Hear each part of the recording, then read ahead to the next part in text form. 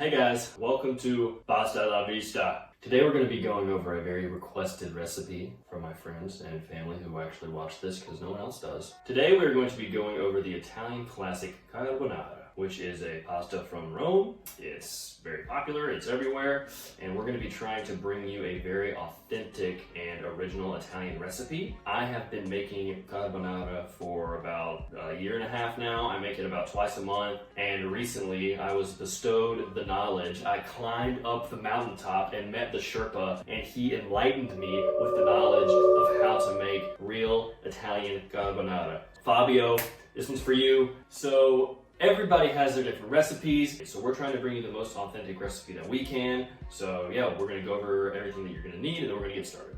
Did it look like it? Is that essential, like, all the time? It's just very loud and echoey in here. First thing you're gonna need is cheese, very important in an Italian carbonara. So you're going to need Pecorino Romano, which is a sheep's cheese. It is very similar to Parmesan, a little more sharp, has a little more flavor.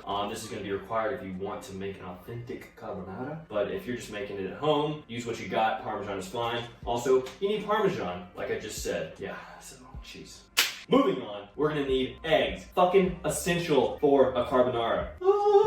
You're gonna need eggs. Eggs. It's gonna be 3 egg yolks for 2 people, but when you start adding more people, you're gonna want to put 1 whole egg in there. Eggs. Next thing you're going to need is your meat, which for an authentic recipe is guanciale, which is the cheek of the pig. It's very fatty, which we need a lot of fat because that is where the sauce and the flavor for the carbonara comes out. You are going to need either bacon or pancetta if you cannot get guanciale or you don't feel like paying for guanciale. I would probably recommend bacon just because it has a higher fat content than pancetta does. Next, you are going to need salt, pepper. Pepper is very essential for a carbonara. And then you're also going to need your pasta. You may be thinking, where is the fucking spaghetti? It's spaghetti carbonara. Well, you would be thinking wrong, you stupid ass bitch. We're using this rigatoni, and the reason we're using this instead of spaghetti is the sauce we're going to be making is going to be very thick, so it's hard to spread in spaghetti. It's hard to mix it up, and this is going to make it a lot easier. And it's also, you know, something different, something new. Apparently, it's the new craze in the carbonara world. And yeah, that's all you're going to need for ingredients.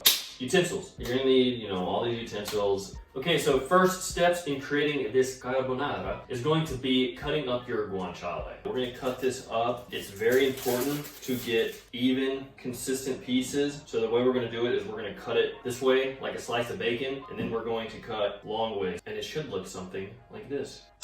This is what you're gonna have. You're gonna want pieces that kind of look like this, kind of long, but yeah, try to get it as consistent as you can. It's gonna be really important. Next thing we're gonna do is we are going to fry up this guanciale. All right, so you wanna make sure your pan is cool to the touch. You do not want the flame on. So you're gonna just get your guanciale, add it to your pan. You wanna get it kind of evenly spread out. So we have turned the eye on to a low setting. That's what you're gonna want. You want all the fat to render. While you're doing this, you can get your pasta water boiling up. I would kind of get it on a simmer so the heat doesn't affect the guanciale. And yeah, you just wanna sit here and maintain it and try to get out as much fat as you possibly can. Okay, so you can see our guanciale is cooking, and you can see a nice layer of fat forming at the bottom. This is really important. Okay, so you can see we have a really nice layer of fat in here. This is great. You want to start taking out pieces that look like they're finished. So I look for like a little orange crunchy crust. The white parts are going to kind of look yellow almost. Just start taking out the pieces that you think are finished. This guy looks done. Put them in a bowl or a plate on the side. Lay down a paper towel if you wanted to absorb the fat. And this is going to help those really crunch up. Okay, so as you can see, we have a really nice layer of guanciale fat in here. Really important stuff. You can see we have our guanciale on a nice little plate cooling and hardening. It's nice and crunchy. Remember, it's not going to be crunchy in the bowl. It crunches up when I take it out. When I don't get it, it's really upsetting. So next thing we're going to do is create our mapazzone, which is the egg sauce, so to speak, for the carbonara. And that's just going to be the eggs and the cheeses combined to create a really, really thick sauce. It's not even gonna look like a sauce. It's gonna more resemble a ball of dough or something like that. But this is a really important step for carbonara. Okay, so 1 starter egg yolk and then 2 egg yolks for our 2-person recipe. I'm not very good at this way of cracking eggs. Everyone makes it look so fucking easy and I can't do it. Separate. Okay.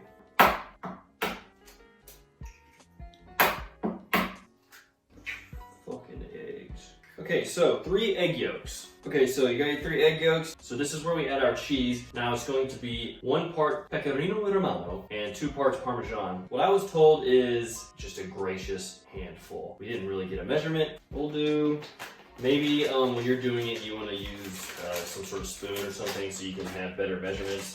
Seriously, fuck these fucking bags, son.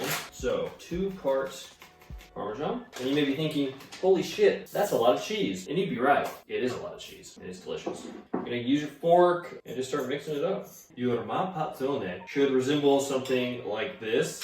As you can see, it is really, really thick. Like I said, it doesn't really resemble a sauce. It's more like a dough or something like that. You want something that's around this thickness. And then you're gonna wanna add some pepper. Teaspoon of pepper. We have our pepper added, we have our mapazzone complete. You can see it's very thick. This is what we want. Okay, so this is finished. Now we are going to add our pasta to our water. All right, so our water is boiling. We're just gonna add a pinch of salt. You don't want to put too much salt because the guanciale is really salty. All right, now we are going to add our pasta. As you can see, this is 500 grams, so we're going to do half of this, 250 grams. So this pasta cooks for about 14 minutes. You want to cook it half in the water, so 7 minutes for us, and then half in the guanciale fat. So our pasta's been cooking for about 7 minutes, or about half of the time it's supposed to cook for your pasta. You want to kind of test it, take a bite. You can see that it's about halfway cooked. That's exactly what we want. So what we're going to do now is turn this off. And an important step is going to be save some of the pasta water in a cup or something. And this is just going to be in case it's a little thick and you want to add this water to help it mix and make it creamy. All right, so we have our guanciale fat on a very low simmer. So we're going to add our pasta. Oh yeah.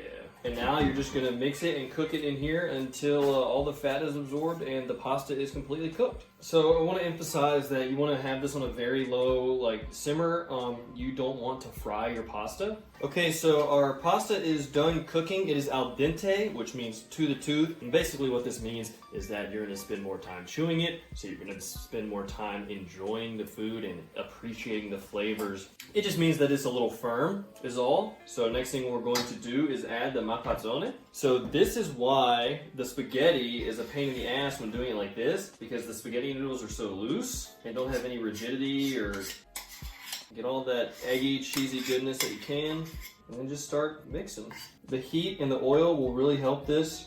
You can see why spaghetti would have been a lot more difficult. So just mix in your mapazzone. It takes a little time because it's so thick, but it will start to coat your pasta. If you want, this is where you can add a little bit of pasta water. It's gonna help emulsify everything and create a little creamy sauce. But I wanna get this a little more mixed up before I do that. Okay, so we got our carbonara. It's nice and yellow. You see the bits of cheese and everything. We added a little bit of pasta water, but ours spread out pretty good, so we didn't add too much. So now what we're gonna do, we're going to add our guanciale.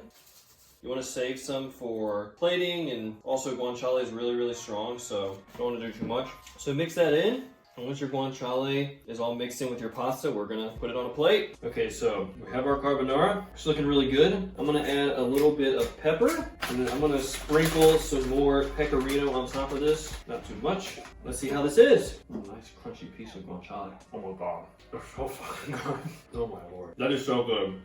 I really hope that y'all ended up making a delicious carbonara too. Just follow the instructions. It may take a few runs to try to do it perfectly, but I mean, this recipe is fantastic. Hope you guys enjoyed the video. Please leave any comments or anything down in the comment section. You know, like or subscribe. If you have any suggestions for any recipes you want to see in the future or anything like that, please put that in the comments as well. As always, guys, pasta la vista, baby. Okay, let's go eat. We're not professionals.